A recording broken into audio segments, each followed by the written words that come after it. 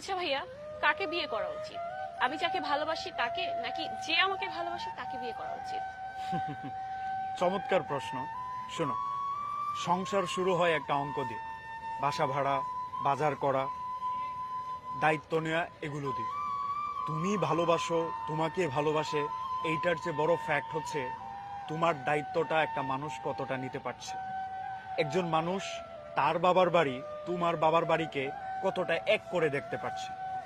মানুষ সবসময় এমন মানুষের সাথে থাকতে চায় যে তাকে কমফোর্ট জোন দেয়, একটা স্পেস দেয়, যে তোমার জন্য এটা, তুমি এইটাই করো, তোমার জন্য এইভাবে ভালো হবে, এইভাবেই করো, উৎসাহ দেবে।